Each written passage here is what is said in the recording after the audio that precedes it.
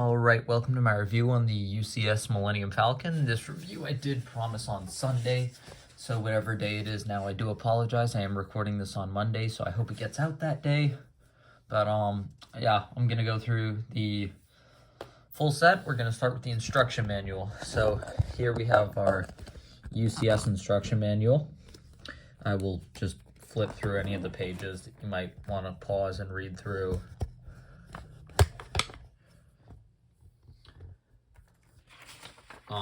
Yeah, I already went and read through them. It's just like facts about the movies and designing the sets. Yeah, like I said, you can just pause and read through, or you can find like one online. That'll tell you the same stuff, right? Because you just find the instruction manual online.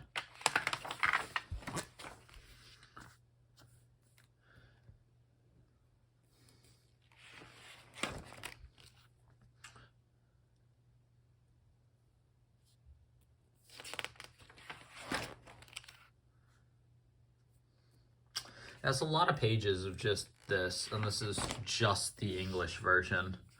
But yeah, anyway, that goes up to like page, let's see, what is this?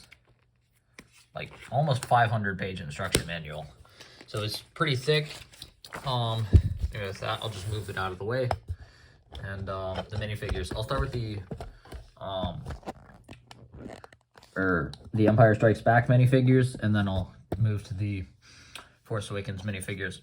So for the Empire Strikes Back, we have Princess Leia, and other facial expression, we have this breath mask that's unique to the set. We have Han, who also has a unique breath mask. It comes to the set, they both come with this little standard blaster. Pretty nice, like standard printing. I didn't really go into much detail on Leia. But the breath mask is like the main important thing. Leia has like her Battle of Hoth. She's got like some rank up here. Neither of them have side leg printing, unlike the Han of the Cloud City. Here we have C-3PO. It's a normal C-3PO you would expect from 2017. Didn't have any foot printing, no side printing, no dual molded leg, like we would expect from a UCS set today. Though some sets might not measure up to our expectations.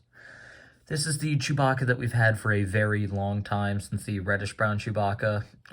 There's nothing special about him. He still has the bowcaster that we expect. And finally, we have the Mynock. This is the first set to actually feature a Mynock, or actually have a Mynock at all. So it's the only LEGO Mynock build that we have. Moving on to our sequels minifigures, we have BB-8 here. He's pretty standard. He's just this like standard head.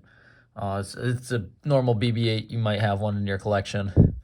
Here we have Rey. She comes with the silver blaster, no staff. She has another facial expression. It's just kind of calm and happy. Yeah, she's got the 3 hair buns, just standard Force Awakens outfit. Here we have Finn. Standard like trooper blaster pose shirt, no leg printing at all. And then his other facial expression is just kind of angry. Like, yeah, it's just kind of like angry, determined battle look. But yeah, then we have Han Solo. He just has the standard pistol that the other Han Solo and Leia have. He's got like this kind of cool vest, I guess. And then the other facial expression is just like angry blaster. Yeah, it's just kind of like angry, grumpy old man face. And then finally, we just have the Porg. It's made with like Travis brick, orange stud, and the same piece as BB-8's head. Moving on, here's the information plaque. You can pause and read it if you want.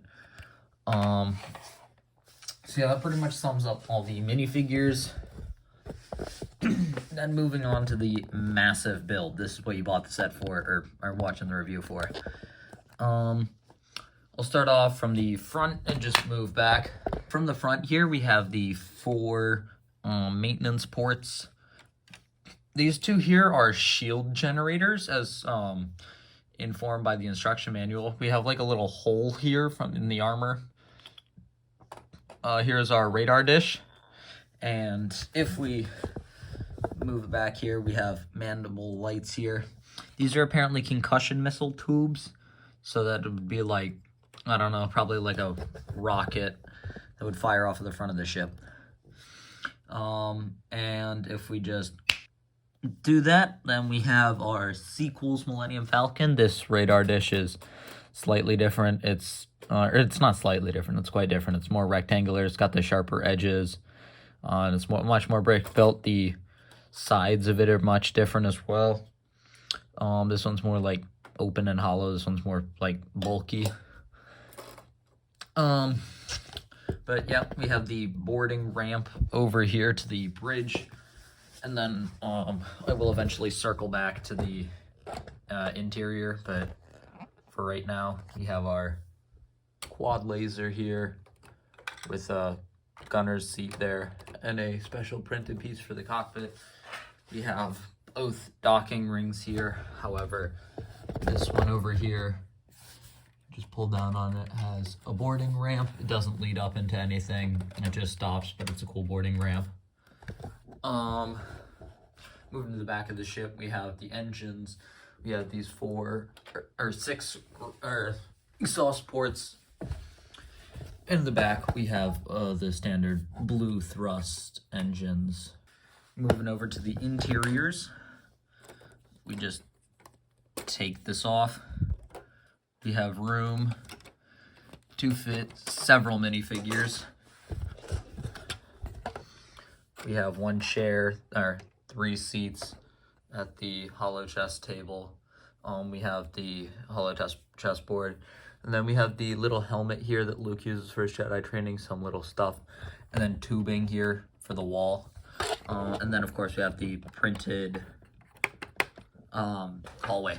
And that's pretty much all for this little area. It's pretty cool. It's a nice little area that you can, like, display your minifigs in. Have some, like, sitting down inside the ship. Like that. Over in the back here, we take this panel off, take this panel off. And inside here, we have 2 more of the printed hallways with the, like, brick-built things around them. We have 2 escape pods that have been, or as the instruction manual said, they've been jettisoned, and there's nobody on board, like they said in the A New Hope. Back here, we actually have a ladder. It doesn't lead to anywhere, but it's just kind of cool that they added it. We have the hyperdrive back here. We have like a little maintenance area. And here we have like a computer. And then finally we have the storage compartment slash like area where they fix the hyperdrive, depending on if you want it to be like episode 1 or episode 4, or if you want it to be like episode 7, where they try and hide from Han and Chewie as they come back. Alright, finally rounding it off, we'll just go back to the gunner's chair here. It just says space for 1 minifigure, no like control panel or anything, just these little levers. And the gun isn't as like playful as you might expect. It just goes up and down and can turn side to side like that. It doesn't like rotate much more than that. And the same thing is on the bottom right there.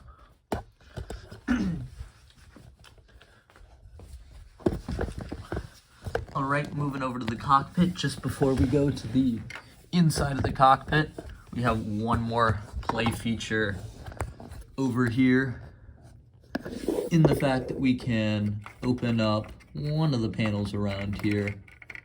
So right just under the cockpit, or sort of back behind the cockpit, we have this panel that slides out, and the ground buzzer cannon will slide out. So I just thought that was kind of like a new or nice little detail they added, even though it wasn't like a big part of the movies. Finally, rounding off the interior, the cockpit has space for 4 minifigures. Unfortunately, you cannot sit down a minifigure behind Chewbacca because his back's a little rounded to get like that Wookiee mold. But if you push Chewie all the way forward, You can fit Han in. And then you can take Leia, seat him behind Han, or her behind Han.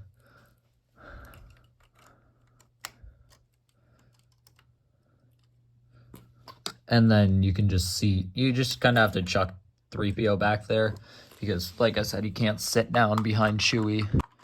And then you just throw the cockpit on. And yeah, there you go. You have all 4 minifigures in your cockpit. Ready to go. I just broke something off. All right, I fixed it. And with that, our complete overview of this massive behemoth is complete. Now, these front things are removable. I'm not really sure why they came with the Falcon. I guess just to differentiate the Force Awakens and original trilogy one, but it doesn't really make much sense. Anyway, with that, if you enjoyed the video, leave a like, and if you want to support my channel and me to encourage me to make more videos, please consider subscribing. And with that, goodbye.